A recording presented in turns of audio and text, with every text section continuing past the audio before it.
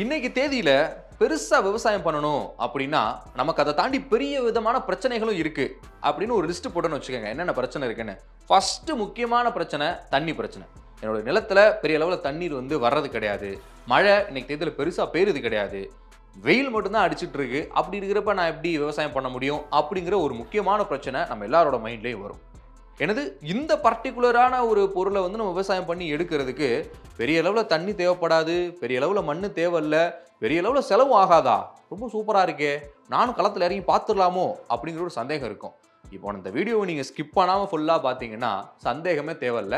தாராளமாக இந்த பொருளை நீங்கள் விவசாயம் பண்ணி பல்லாயிரக்கணக்கான பல லட்சத்தில் கூட வருமானம் ஈட்ட முடியும். அது என்ன பொருள், அது எப்படி விவசாயம் பண்ணுறது, எப்படி விவசாயம் பண்ணி சாகுபடி பண்ணுறது, இந்த மாதிரி ஃபுல் விஷயங்களையுமே இந்த வீடியோவை ஸ்கிப் பண்ணாமல் நீங்கள் பார்க்க போகிறீங்க. வாங்க வீடியோக்குள்ளே போகலாம்.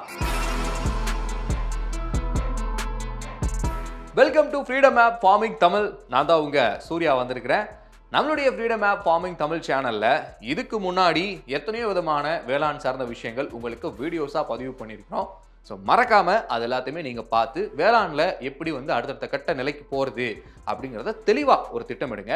அதே மாதிரியே இப்போது இந்த வீடியோவின் மூலமாக அப்படி உள்ளுக்குள்ள நம்ம சேனலுக்குள்ளே வரீங்கன்னா வந்ததோடு நிற்காம பக்கத்தில் இருக்கிற சப்ஸ்கிரைப் பட்டனையும் அதுக்கு பக்கத்தில் இருக்கிற பெல் ஐக்கானையும் நீங்களும் ப்ரெஸ் பண்ணுங்கள். அப்போ தான் அடுத்தடுத்து வரக்கூடிய நாட்களில் நாங்கள் கொடுக்கக்கூடிய வீடியோஸ் உங்களுக்கு அப்படி டான்னு நோட்டிஃபிகேஷனில் வரும். நீங்களும் அதை பார்த்து வேளாணில் சாதிக்க முடியும். இன்னைக்கு தேதியில் ஒரு வெற்றியாளர் அப்படிங்கிறவரை எப்படி தீர்மானிப்பாங்கன்னா, அவர்கிட்ட என்ன பொட்டன்ஷியல் இருக்குது, அதை எப்படி ஒரு ப்ராப்பராக யூஸ் பண்ணுறாரு அப்படிங்கிறது பொறுத்து தான் அவர் எந்த அளவுக்கு ஒரு சக்ஸஸான நபராக மாறுறாருங்கிறது நம்ம எல்லாருக்குமே தெரியும். இது எல்லா துறையிலையுமே சாத்தியப்படக்கூடிய ஒரு விஷயம்தான். இது அப்புறம் எப்படி விவசாயத்தில் மட்டும் இது சாத்தியம் இல்லையா அப்படிங்கிற கேள்வி இருக்கும். கண்டிப்பாக விவசாயத்தில் இது சாத்தியம்தாங்க. இப்போ உங்ககிட்ட ஒரு பெரிய பரப்பளவில் ஒரு விளைநிலமானது இருக்குது.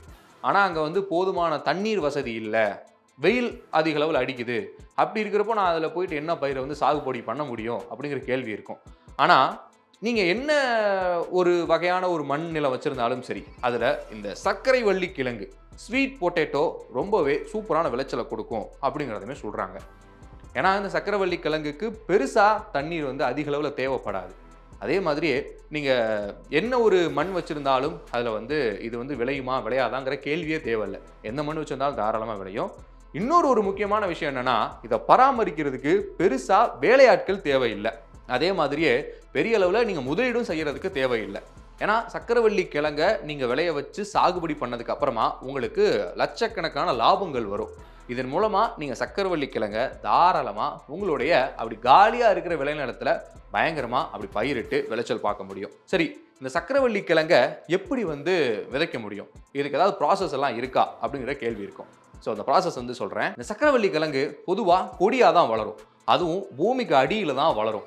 இப்போ ஒரு சர்க்கரைவள்ளி கிழங்க, இதுக்கு முன்னாடி இருக்கிற ஒரு சர்க்கரைவள்ளி கிழங்க நீங்கள் அப்படி பூமியில் நல்லா ஒரு விரல் அளவில் இருக்கக்கூடிய ஒரு நல்லா அடிகிடிகள் பராமல் இருக்கக்கூடிய ஒரு சர்க்கரைவள்ளி கிழங்க நீங்கள் கடையிலையோ இல்லை மார்க்கெட்டில் வாங்கிட்டு பூமி கடியில் அப்படி நீங்கள் நட்டு வைக்கிறீங்கன்னு வச்சுக்கோங்களேன்.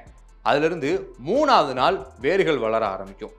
இந்த வேர்கள் வளர்ந்ததுக்கு அப்புறமா சுமார் ஒரு 30வது நாளில் அதிலிருந்து நாம் சின்ன சின்ன சர்க்கரைவள்ளி கிழங்குகளை பார்க்க முடியும்.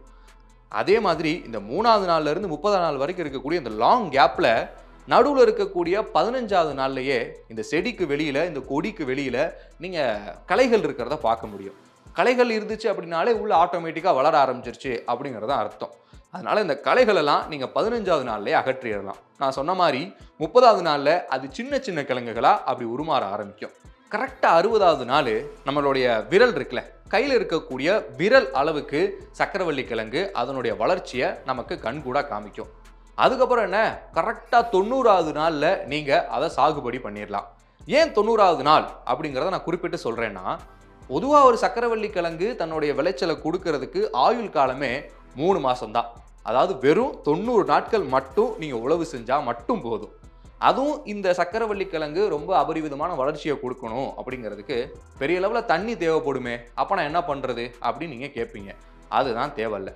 நீங்கள் ஒரு வாரத்துக்கு ஒரு முறை உங்களுடைய விளைநிலத்தில் தண்ணீர் காமிச்சா போதும். ஃபஸ்ட்டு ஒரு 7 நாளுக்கு ஒரு முறை காமிக்கிறீங்க அப்படின்னா அடுத்தது ஒரு 15 நாளைக்கு ஒரு முறை காமிக்கலாம். இந்த மாதிரி ஒரு ரெகுலர் டைம் இன்டர்வல்ஸ், அதாவது 7-15 அப்படிங்கிறத மாற்றாமல் நீங்கள் தண்ணீர் காமிச்சிட்டு வந்தீங்கன்னா மட்டும் போதும். சர்க்கரைவள்ளி கிழங்கு தன்னுடைய வேலையை சூப்பராக பார்த்துட்டு இருக்கும். ஏன்னா இது பூமிக்கு அடியில் தானே வளருது. பூமியில் இருக்கக்கூடிய மண் வளம், அந்த மண்ணில் இருக்கக்கூடிய மினரல்ஸ் என்னென்ன அப்படின்னு அதுக்கு ஏற்ற மாதிரி தன்னுடைய வளர்ச்சியை நமக்கு வந்து அறுவடை டைமில் கண்டிப்பாக காமிக்கும். அதனால பெரிய அளவில் ஆட்கள் வச்சு நான் தண்ணி காமிச்சிட்டே இருக்கணுமா அப்படிங்கிற மாதிரியான கேள்வி இருக்கும். எதுவுமே தேவைப்படாது. இந்த சக்கரவள்ளி கிழங்குக்கு பராமரிப்பு அப்படின்னு பார்த்துக்கிட்டோம்னா பெரிய அளவில் பராமரிப்பு செலவு அப்படின்னு இருக்குமா அப்படிங்கிற கேள்வி இருக்கும். எந்த பராமரிப்பு செலவும் அதிகப்படியாக இருக்காது.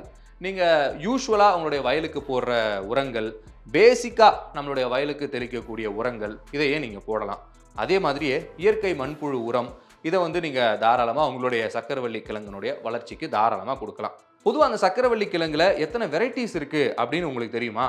கோ1, கோ2, கோ3, கோ-CIP, IGSP, IGSP14, V6, V8, VH1, அப்புறம் நம்மளுடைய தமிழ்நாட்டு ரகங்கள்னு SP, முசிறி தண்டல், இப்படி இத்தனை வகையான சக்கரவள்ளி கிழங்குனுடைய வகைகள் இருக்கு. ஸோ இதில் எதுனாலும் நீங்கள் தாராளமாக உங்களுடைய விளைநிலத்தில் வேளாண் பண்ண முடியும்.